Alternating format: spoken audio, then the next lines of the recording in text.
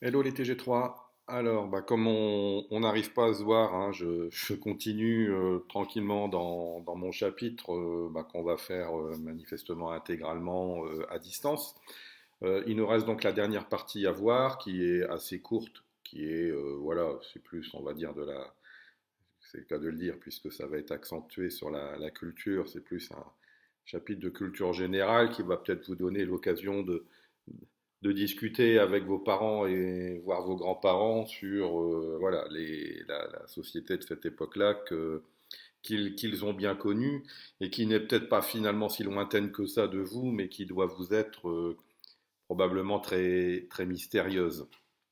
Euh, donc je vais finir cette troisième partie et puis ça me permettra donc de faire, quand vous reviendrez, quand on se reverra, de faire le dernier chapitre d'histoire du programme. On n'aura pas forcément tout couvert, mais on aura vraiment vu l'essentiel. On verra s'il reste un tout petit peu de temps. Euh, je vous ferai un petit package des dernières notions de géographie qu'on n'a pas forcément vues, mais qui ne sont pas non plus forcément fondamentales, puisqu'il n'y a plus d'examen vous concernant en histoire géo. Donc on bouclera la boucle en histoire, ça c'est sûr, et on fera donc un dernier chapitre sur les relations internationales des années 90 à nos jours. Et puis là, je pense qu'on sera plus très loin de la fin d'année, en fonction, bien sûr, du contexte sanitaire, si l'école continue de rester ouverte, et si vous pouvez éventuellement revenir. Voilà, alors, un accès plus large et plus libre à la culture. Donc, on a vu une première partie hein, sur les aspects, on va dire, politiques. La deuxième partie sur les aspects, on va dire, plutôt économiques et sociologiques, hein, avec les conséquences de la crise économique et puis donc l'évolution de la société française. Là, on va voir assez rapidement hein, l'évolution aussi des pratiques culturelles, qui là aussi, encore une fois, hein, tout ce chapitre est conditionné à ça, hein, que ce soit la politique, l'économie, la société, la culture, c'est le rajeunissement de cette société, avec une jeunesse qui, non pas prend le pouvoir, mais tout au moins l'influence. Et donc, on va voir que ça a un impact aussi sur la culture, avec une France qui va, on va dire, avoir, si vous me permettez l'expression, le cul entre deux chaises, entre d'un côté la culture d'élite hein, qu'elle aime bien avoir. Hein, la France aime bien se donner le rôle, voilà, d'avoir une culture raffinée. Alors que finalement l'image du français à l'étranger, c'est hein, alors de manière très caricaturale aussi, hein, qui n'est pas justifiée, mais voilà, hein, du type en vélo avec un béret, une baguette accrochée derrière et la bouteille de pinard dans le sac. Les Français, eux, enfin, une catégorie de Français, tout au moins, aiment bien se donner l'image, voilà, de- à l'image de notre histoire, qu'on estime être une histoire longue et glorieuse ponctué de quelques petits moments honteux, mais qu'on ne met pas forcément, bien sûr, en évidence. Et donc, voilà, il y a une tradition culturelle française, un savoir-vivre à la française, une littérature française qui a marqué, une musique française, tout au moins autant de la musique classique qui a aussi marqué son temps. Donc un cinéma français hein, qui se veut être aussi un cinéma de réflexion.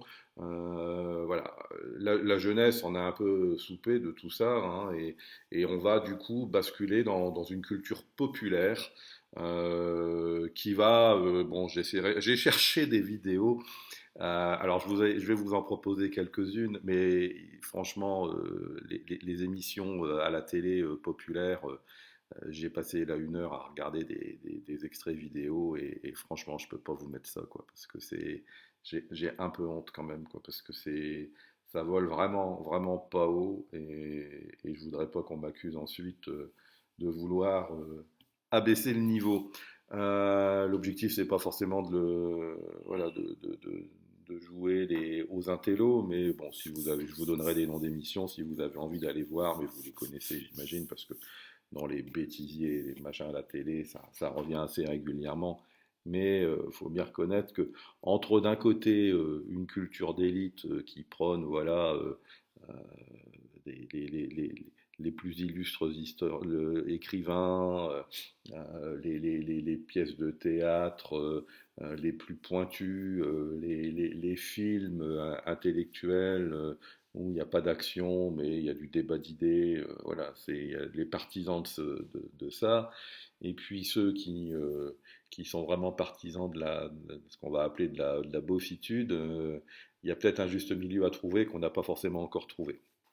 Alors, c'est ce qu'on va voir hein, assez rapidement dans cette troisième partie qu'on démarre maintenant. Donc, l'évolution de la politique culturelle. Ben déjà, il faut savoir que la culture, c'était pas forcément une priorité hein, dans les gouvernements précédents, dans les régimes précédents de manière générale. Je pourrais monter parce qu'il est tôt, excusez-moi pour la petite pause.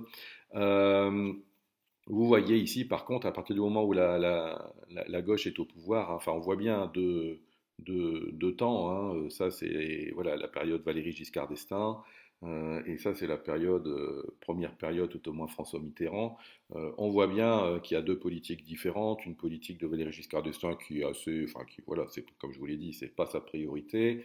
La culture, il est plus, on va dire, dans le concept de patrimoine, hein, donc il va plutôt financer des restaurations de bâtiments historiques un peu menacés, mais il ne va pas mettre en place une politique qui va mettre en avant la vitalité culturelle et notamment aussi la culture des jeunes. Ce que va faire François Mitterrand par l'intermédiaire de son ministre ici, Jack Lang, qui va vraiment propulser la culture sur le devant de la scène. On en a déjà parlé brièvement dans la partie précédente de Jack Lang, puisque c'est lui qui met en place la fête de la musique, hein, qu'on trouvait absolument saugrenue les premières années et qui sont maintenant vraiment institutionnalisées et qui a suscité beaucoup de tristesse l'année dernière quand pour la première fois cette fête a dû être annulée à cause du contexte sanitaire. C'est aussi la création d'œuvres qui ont aussi, à ce moment-là, au moment de leur création, véritablement heurté les esprits et qui font maintenant partie de l'image de la France, hein, et notamment la pyramide du Louvre. Hein. Donc vous imaginez ce château ancestral de tous les rois de France jusqu'à Louis XIV, hein, puisque c'est Louis XIV qui est parti à Versailles. Mais voilà, c'était la demeure parisienne des rois de France, donc voilà un pan d'histoire de notre pays avec ses monuments traditionnels, partie de l'art classique justement. Et là, d'un seul coup, on balance en plein milieu, dans la place centrale, une pyramide, donc qui en plus, voilà, n'est pas vraiment un symbole de la société française. Hein. On pense tout de suite plutôt à l'Égypte, donc en verre, donc de structure en alu vert très moderne. Et donc les gens sont très heurtés à l'époque de ce mélange des genres entre une architecture très moderne dans des sanctuaires historiques de la France. Et pour autant, maintenant, cette pyramide du Louvre, elle est quasiment aussi célèbre que le Louvre autour. Hein. Donc voilà, des choses qui vont marquer leur temps. Donc là, comme je vous l'ai dit, hein, la culture ne fait pas partie des priorités de Valéry Giscard d'Estaing. Le ministre des Affaires culturelles devient un secrétariat d'État, donc ça veut dire que c'est même plus un ministère, hein, c'est un sous-ministère. Ça montre bien le peu d'importance qu'on lui accorde, hein, et vous voyez que son budget, qui était déjà pas très élevé en 1974, à l'arrivée de François Mitterrand, s'est encore réduit. Hein. Donc voilà, c'était pas la tasse de thé de Valéry Giscard d'Estaing, encore moins que son prédécesseur Pompidou, qui était plutôt, lui, assez intéressé par l'art, et notamment l'art moderne.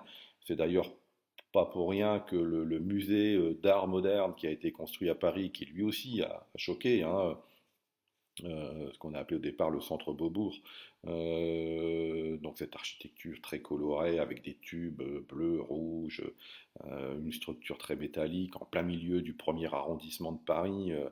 Pareil, un des quartiers historiques de la capitale, a fait beaucoup, beaucoup discuter et c'est maintenant pas très loin après le Louvre, enfin ça doit être le deuxième plus grand musée visité en France. Donc, et on l'a rebaptisé le musée Beaubourg, le musée Pompidou, hein, le centre Pompidou, ouais. Parce que Pompidou était, je vous dis, très, très impliqué dans l'art contemporain.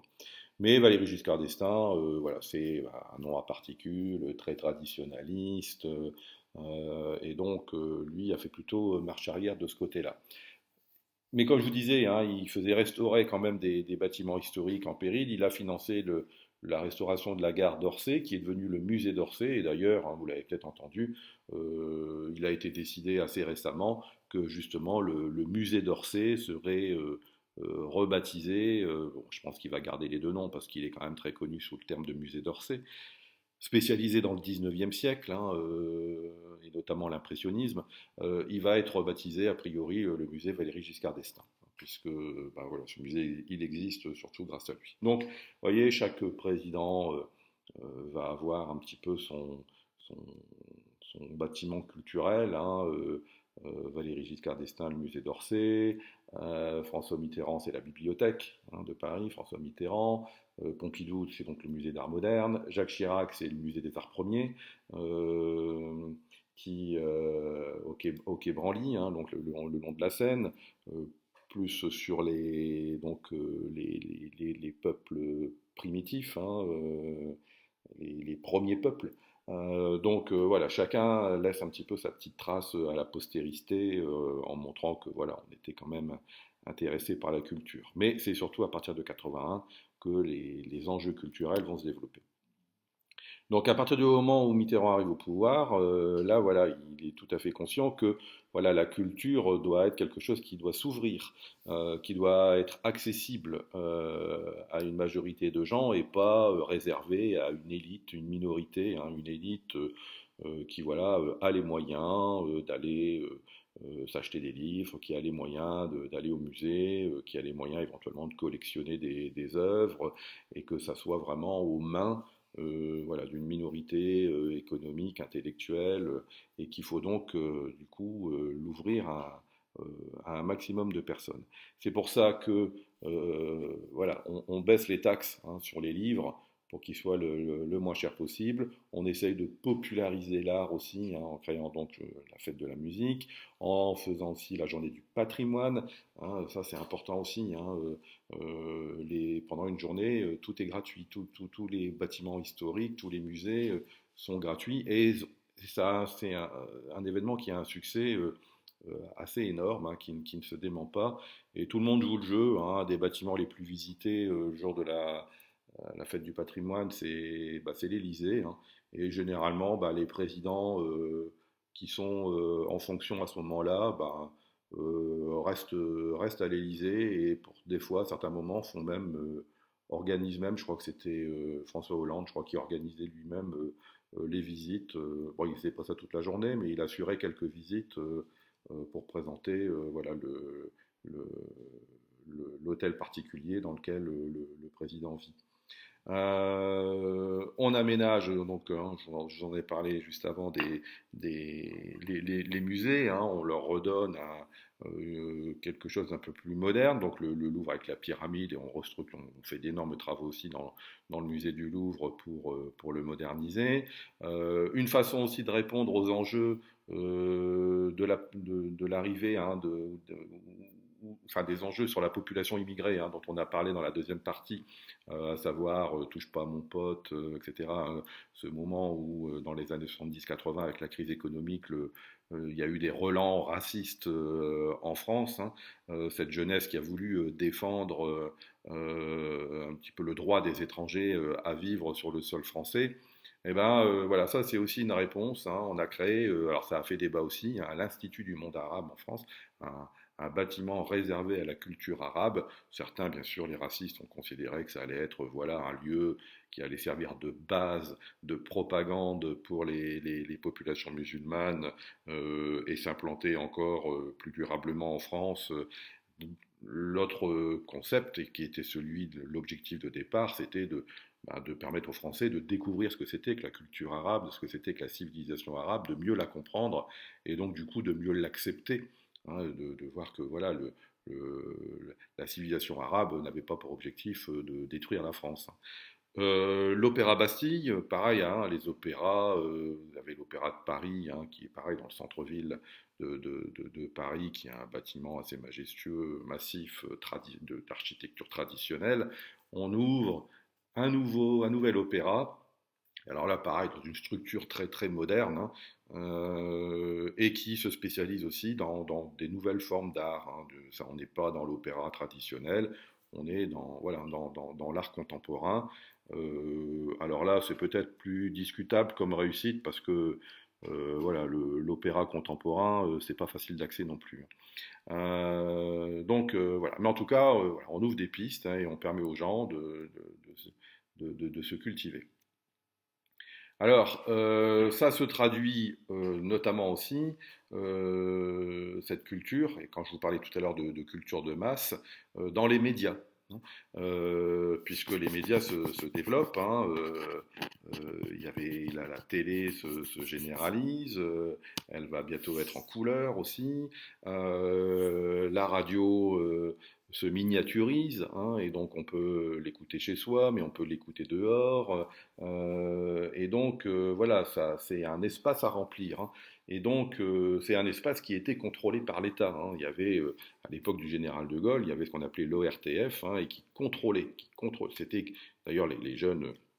Mai 68, c'était aussi un des angles d'attaque hein, contre le pouvoir en place qui considérait De Gaulle comme un dictateur, puisqu'il y avait quasiment une espèce de ministère de la propagande, hein, donc, par le biais de l'ORTF, qui contrôlait tout ce qui était diffusé à la télé ou à la radio, et qui pouvait se donner le droit de censurer des émissions, des propos ou des personnes qui étaient considérées comme étant voilà, incorrectes par rapport au canon de la société, aux principes de la société de l'époque. Et là, bah, d'un seul coup, voilà, ces jeunes hein, vont prendre des initiatives et rapidement, les gouvernements vont être dépassés et vont devoir s'adapter du coup à cette volonté des jeunes de s'emparer de l'audiovisuel pour diffuser des émissions qui leur ressemblent plus plutôt que les émissions de leurs parents et de leurs grands-parents. Donc, vous avez ici, voilà, hein, cet ORTF, hein, c'était le média national contrôlé par l'État, qui était l'unique source de savoir. Il n'y avait qu'une chaîne hein, à l'époque. Hein. Et puis petit à petit, on a créé, on s'est développé trois chaînes. Hein, trois chaînes au départ nationales. Hein, TF1 sera privatisé un peu plus tard. Et puis, il faut attendre, donc encore une fois, la période François Mitterrand pour voir petit à petit arriver ce qui était inconcevable, hein, et d'ailleurs ça a fait un scandale aussi quand Canal+ a été créé.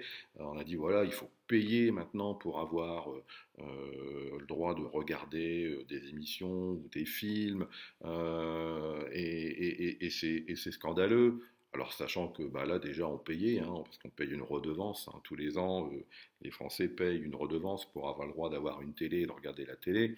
Bon, bah là il fallait payer un abonnement en plus, mais Canal+ a permis de donner, à partir du moment où c'était privé, c'était plus contrôlé par l'État. Et ça a donné Canal+, hein, alors vous, ça vous dit peut-être moins maintenant, hein, mais parlez-en à vos parents, il y avait une tonalité Canal+, il y avait une ambiance Canal+, qui était complètement différente de ces chaînes-là, qui étaient quand même encore très, très cadré, très structuré.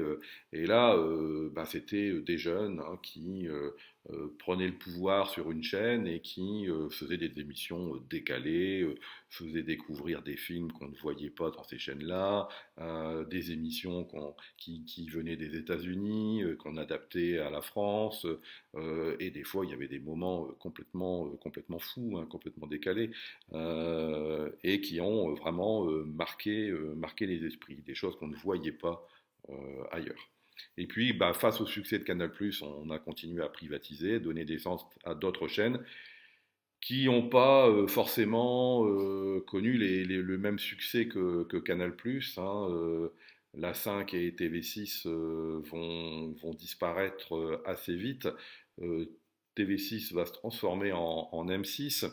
Mais bon, alors je vais vous mettre hein, des petites vidéos comme d'habitude qui vont vous permettre de voir de manière concrète ce que ça a donné. Mais TV6, voilà, je ne vais pas vous faire une séance de psychanalyse personnelle, mais moi j'ai connu ça. C'est-à-dire que j'ai vu le jour et le moment où cette chaîne a été lancée. Et donc c'était une chaîne qui nous diffusait, c'était pour nous les jeunes, c'était, bah oui, hein, à un moment donné j'ai été jeune, pour nous les jeunes c'était quelque chose d'assez révolutionnaire. Hein. TV6 au départ, c'était une chaîne qui ne. Alors maintenant, ça vous paraît peut-être complètement. Ça va vous faire sourire ce que je vais vous dire, parce que maintenant, des chaînes vidéo qui diffusent des clips, il y en a des dizaines, j'imagine. Mais c'était la première chaîne qui voilà, diffusait. Alors, il y avait quelques émissions. Quelques séries à un moment donné, mais ça m'a pas marqué, je ne sais plus ce que c'était. Mais c'était une chaîne qui diffusait quasiment enfin, la moitié de l'agence, qu'ils n'avaient pas le droit de diffuser toute la 24 heures sur 24, mais jusqu'à quasiment 2 heures du matin, ils diffusaient des vidéoclips. Et c'était l'époque hein, glorieuse des premiers grands clips. Je peux pas, même si je suis pas un fan, mais je vous ai préparé quand même un petit extrait d'un moment d'une vidéo bah, d'une star de l'époque, vous verrez qui voilà, marquait les esprits avec des vidéos qui pouvaient des fois durer un quart d'heure, 20 minutes, qui étaient des mini-films. Hein. Il y a eu l'heure de gloire hein, dans les années 80, des clips avec une innovation enfin, vraiment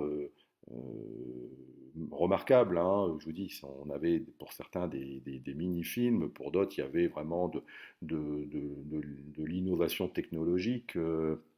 Et c'était toujours des choses assez incroyables pour nous, tout au moins à l'époque, à regarder. Alors qu'ici, on avait voilà, les chanteurs français qui chantaient en playback dans les émissions de Michel Drucker. J'ai l'impression qu'il devait déjà être là, lui. Ici, voilà, on voyait des clips de musique anglo-saxon, des groupes anglais, des groupes américains qu'on n'avait jamais vus. Et c'était pour nous vraiment une révélation. Voilà, et puis bien sûr aussi la radio, hein, puisque la radio était très contrôlée, hein, il fallait demander une autorisation pour diffuser, et des radios, bah, il n'y avait que des radios d'État, hein, France Musique, France Inter, etc. Et donc les jeunes ont décidé de s'approprier aussi les ondes, parce que la bande, je suis pas un technicien, hein, mais la bande de diffusion était très large et elle n'était utilisée que pour trois ou quatre radios.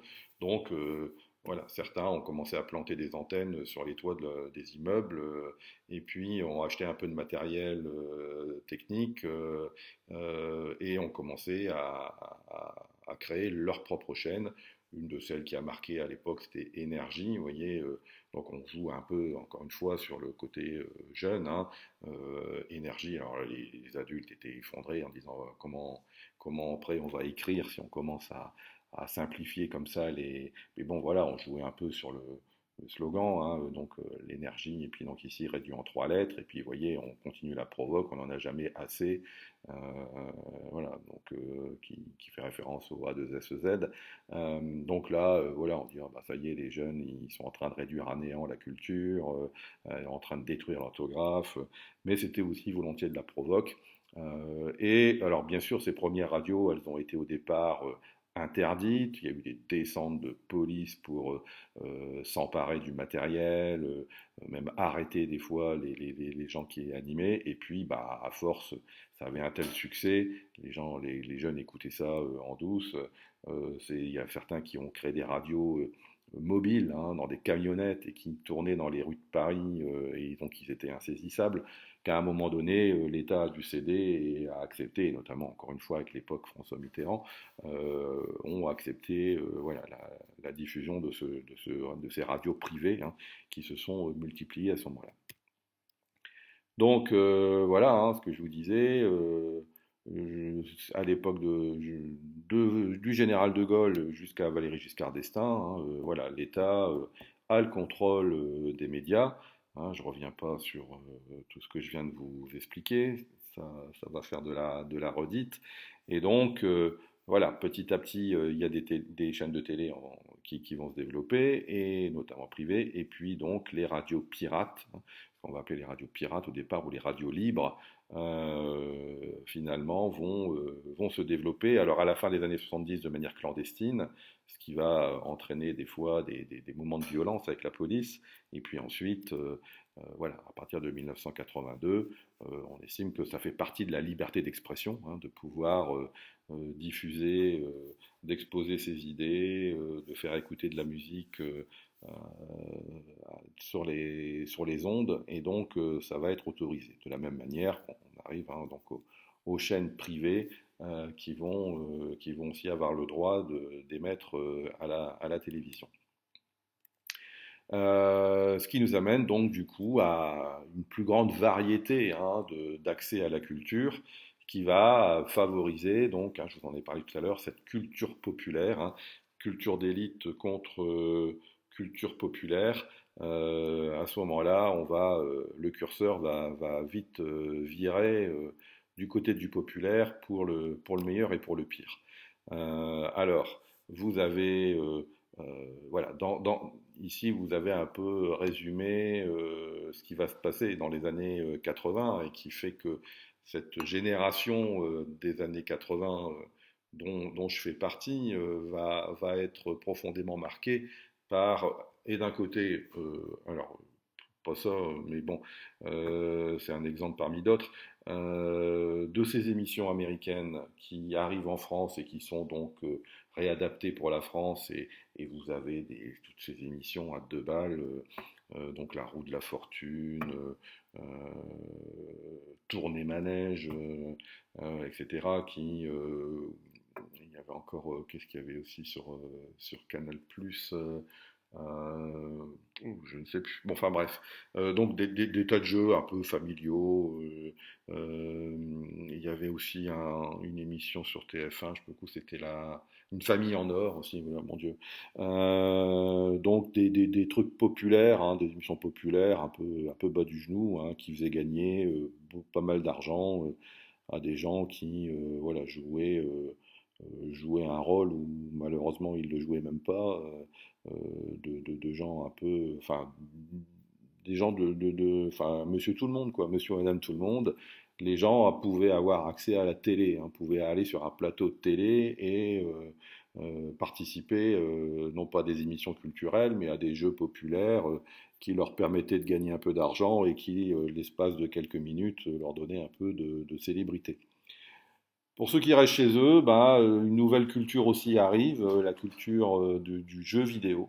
Alors là, on devine, j'imagine, là, Puckman, je crois, donc qui a été un des premiers best-sellers dans les jeux vidéo. Et moi, je me souviens que j'étais tout gamin quand j'ai vu le premier Puckman, et j'avais aperçu le premier Pong.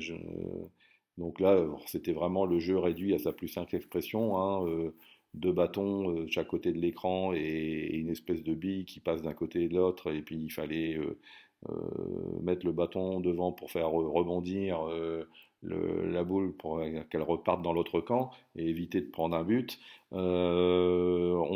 Ça évolue finalement assez vite hein, et arrive. Alors ça m'a permis de faire une petite séance nostalgie là, quand j'ai cherché une vidéo pour vous. Donc les Pac-Man, les Donkey Kong, Mario, hein, moi j'ai connu la naissance de Mario en fait. Euh, donc le Donkey Kong, etc. Ou bien les Space Invaders, puisque c'est après on est vite parti dans les trucs de science-fiction. Voilà, c'est des choses qu'on voyait euh, qui ont révolutionné les loisirs, tout au moins pour la jeunesse. Et puis, alors, des jeux qui venaient des États-Unis, des séries qui venaient aussi des États-Unis. Dans les années 80, on a vu arriver les premiers feuilletons télévisés hein, qui étaient vraiment ce qu'on appelait de la sous-culture. Les Dallas, Starsky et Hutch. Et donc, nous, en France, c'était les films. Et puis des films où on réfléchit, qui faisaient réfléchir. Voir des feuilletons qui s'étendaient comme ça à rallonge pendant des mois et des mois, qui n'avaient pas de fin en fait. Le top du top étant les feux de l'amour, etc. C'était considéré vraiment comme de la sous-culture, et ça venait des États-Unis, donc forcément c'était des trucs pour bof. Mais voilà, donc d'un côté il y a l'influence américaine. Et de l'autre côté, il y a l'influence un peu asiatique, puisque les jeux vidéo sont plutôt faits par les Japonais, notamment à l'époque. Et puis les mangas qui arrivent, les premiers dessins animés réalisés par des Asiatiques. Alors pour les garçons, moi c'est pareil, j'ai vu le premier Goldorak, ça a été quand même une claque. J'avais pas 10 ans, je pense, mais ça m'avait marqué. Pour les filles, il y avait, je sais plus qui, il y avait quoi? Il y avait Candy, où il y avait Heidi aussi, une gamine qui découvre la vie dans la montagne. Euh, voilà, et tout ça, ça vient de la culture asiatique. Et donc, beaucoup considèrent que voilà, la culture française est menacée par à la fois la culture anglo-saxonne et puis aussi donc la culture asiatique, mais qui était, point commun entre les deux, n'avait pas honte de développer une culture populaire. L'objectif pour les Américains, c'était de faire du business, de vendre des choses. Donc, pour les vendre, il fallait que c'est du succès.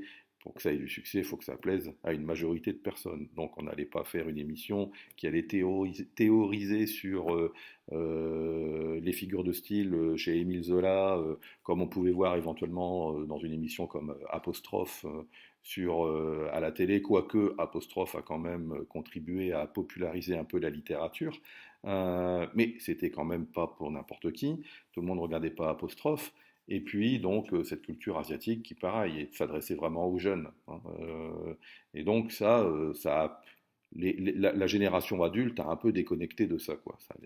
Là, il y a eu et la jeunesse se l'est vraiment appropriée celle-là. Donc les années 80 sont la décennie de la culture de masse, parce que à ce moment-là, bah, la télé, tout le monde, quasiment tout le monde l'a en France, et donc on peut faire rentrer de la culture directement chez les gens. Alors il y a des émissions pour tout le monde, des émissions de variété, comme Champs-Élysées, qui était donc déjà présenté par Michel Drucker, ou des jeux, comme je vous en ai parlé, ou des séries américaines. Alors je crois que vous en avez déjà parlé, mais vous voyez, Starsky et Hutch, quand on voyait les mecs bouffer un hamburger dans leur voiture, les Français étaient assez édifiés en disant mais comment on peut bouffer un truc plein de ketchup, c'est dégueulasse le ketchup, et le bouffer dans sa voiture, on n'a jamais vu ça. Quel pays de barbares, on verra jamais ça en France. Bon, bah, il suffit de regarder maintenant les queues qu'il y a sur les drives des différents fast-food en France et on voit que bah, finalement on y est arrivé. Et puis voilà, comme je vous disais, apostrophe qui facilite l'accès au savoir, mais bon, qui reste quand même réservé à des gens qui ont envie de se cultiver, et tout le monde n'a pas envie, c'est le droit de chacun. Mais voilà, on a essayé quand même à certains moments de créer des émissions voilà, qui étaient quand même d'un niveau assez élevé, tout en essayant de populariser un peu, de le rendre accessible au commun des mortels.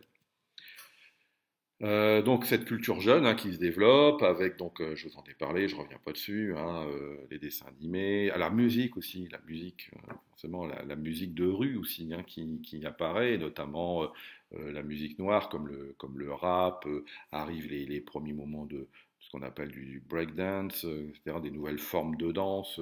Et donc il y avait une émission, vous pouvez les chercher hein, sur YouTube, les premières émissions de HIP, enfin de hip-hop, là, qui s'appelait HIP, HOP, euh, qui était l'émission, par exemple, pour la petite histoire, ça passait de dimanche après-midi, si je me souviens bien, et ça n'intéressait personne que les jeunes, hein. Même les jeunes qui n'aimaient pas forcément, c'était quand même une émission où on voyait de la musique qui, voilà, était nouvelle, qu'on n'avait jamais vue. Donc après, on n'aimait pas, mais voilà, c'était quelque chose pour les jeunes que les adultes ne regardaient pas, donc on avait encore plus le sentiment que c'était pour nous.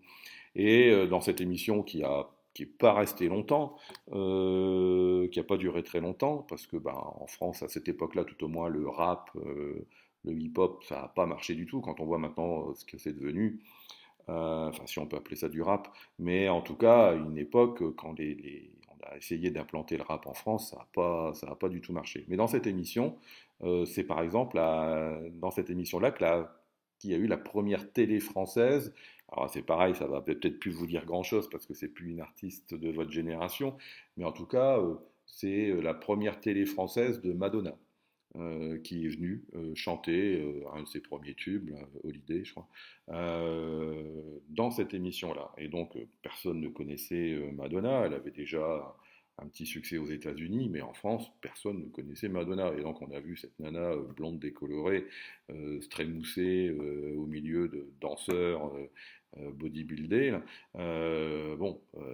La génération des adultes a regardé ça avec des yeux ronds en disant mais c'est quoi cette nana et puis bon voilà, elle est devenue la star mondiale que l'on connaît. Donc c'est dans cette petite émission de rap qu'elle est passée pour la première fois en France. Et puis je vous ai parlé des clips, hein. Il y avait donc des grands spécialistes hein, de clips magistraux comme donc Michael Jackson ou Mylène Farmer hein, en France qui a eu son heure de gloire vraiment là, dans les années 80 à faire des clips qui duraient 20 minutes et des fois enfin, je ne suis pas spécialiste de Mylène Farmer, mais loin de là, mais je, je j'ai un vague souvenir de vidéos qui duraient, mais je vous dis, 20 minutes, et les singles d'un même album, en fait, les vidéos se suivaient. Quand le deuxième single sortait, c'était la suite, la vidéo, c'était la suite du premier single, quoi. Donc ça faisait à la fin, quand l'album il avait fini d'être exploité, qu'on avait sorti trois ou quatre singles, et qu'on avait fait donc trois ou quatre clips, on avait quasiment un film à la fin, quoi. À l'album correspondait un film. Donc voilà, après, bon, on n'aime pas. Mais il fallait bien reconnaître qu'à cette époque-là, les clips, il y avait une volonté de recherche hein, artistique, ou tout au moins de raconter une histoire. C'est pas voilà, les caricatures de clips qu'on peut voir maintenant, et notamment si je reviens sur le rap, avec des grosses bagnoles, des bimbos, le soleil, la plage et les bouteilles de whisky, quoi. Donc il y avait quand même une démarche un peu plus artistique. Et puis donc les ordinateurs, les jeux vidéo, etc. Donc je vais vous mettre en ligne quelques vidéos que vous pourrez regarder, pas regarder, c'est vous qui voyez. C'est pas non plus fondamental, mais ça permet d'un peu d'illustrer quelques points dont je viens de vous parler. Donc en résumé, hein, pour clôturer ce chapitre, qui, bah voilà, j'espère que vous aurez trouvé ça un peu intéressant quand même. C'est dommage qu'on n'ait pas pu le faire ensemble en classe parce que bon, on aurait peut-être pu davantage échanger, parce que je suis sûr qu'il y a des choses quand même que vous connaissez là-dedans. Mais bon, voilà, j'espère que ça aura été relativement clair.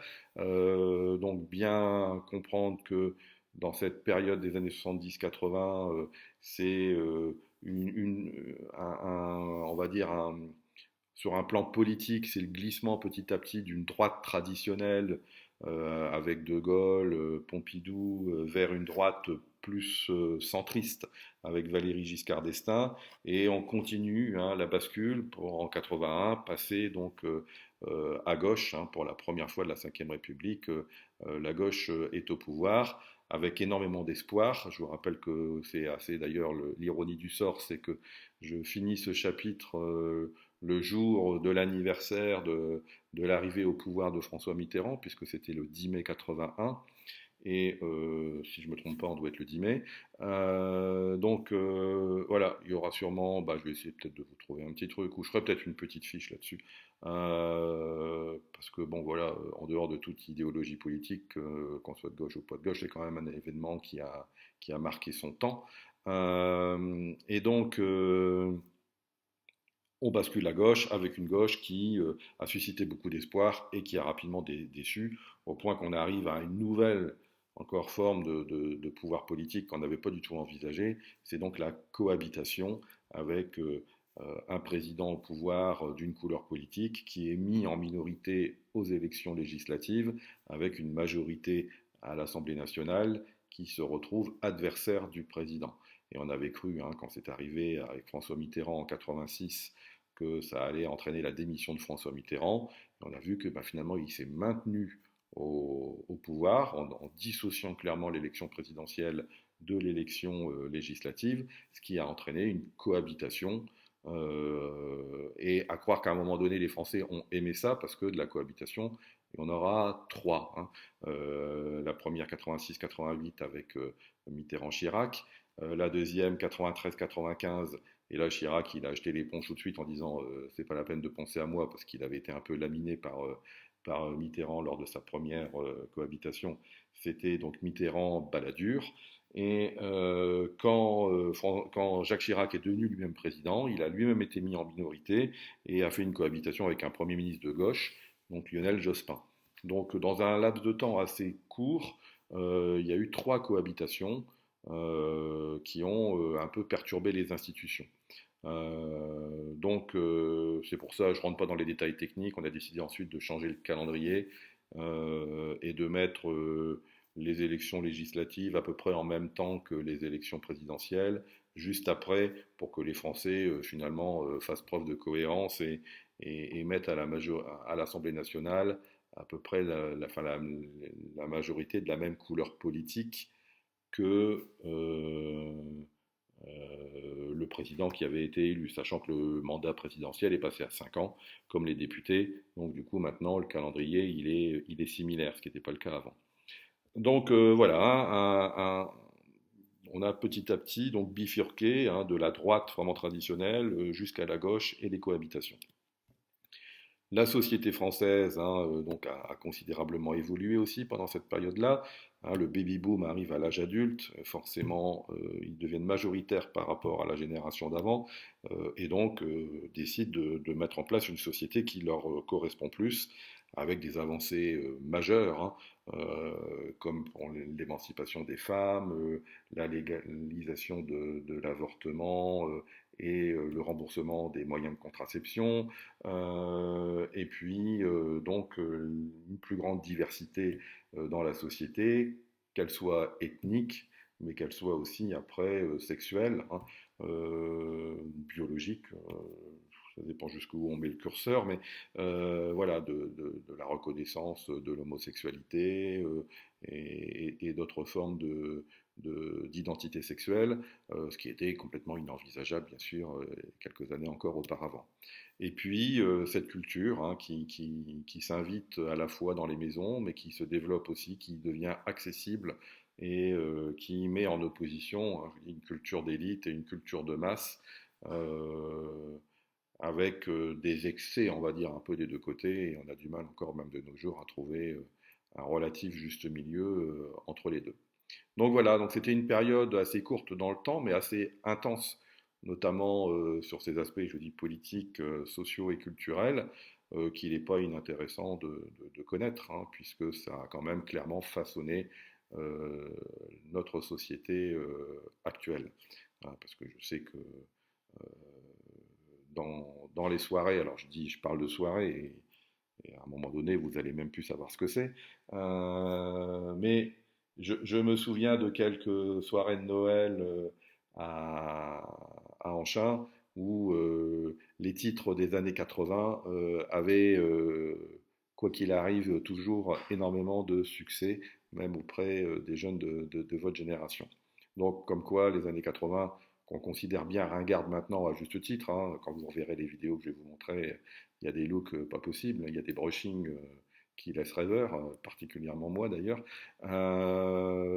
Mais pour autant, c'est quand même, il y a eu un avant et un après années 80 qui a quand même bouleversé les codes de la société traditionnelle française et qui a permis de faire que de vivre dans la société dans laquelle vous êtes, où vous, les jeunes maintenant, vous avez quand même beaucoup plus de place qu'avant. Et c'est voilà, c'est cette jeunesse là de 16, de 16-30 ans hein, enfin, qui avait 16-30 ans dans les années 80 a, a vraiment façonné cette nouvelle société dans laquelle vous en avez incontestablement bénéficié de certains fruits. Et quand je dis voilà, ceux qui ont bougé les choses, je ne m'y inclus pas, puisque j'étais, vous le savez très bien, beaucoup plus jeune que ces 16-30 ans à cette époque-là. Voilà, et ben écoutez, je vous souhaite une bonne journée, et puis une bonne semaine, courte, hein, puisqu'après c'est le pont, et puis bah, j'espère qu'on se reverra la semaine d'après pour démarrer donc ce dernier volet des relations internationales qui, bien sûr, n'est pas inintéressant non plus puisque nous allons arriver tranquillement voilà, à notre société actuelle aussi. Voilà, et ben écoutez, bonne journée, à bientôt.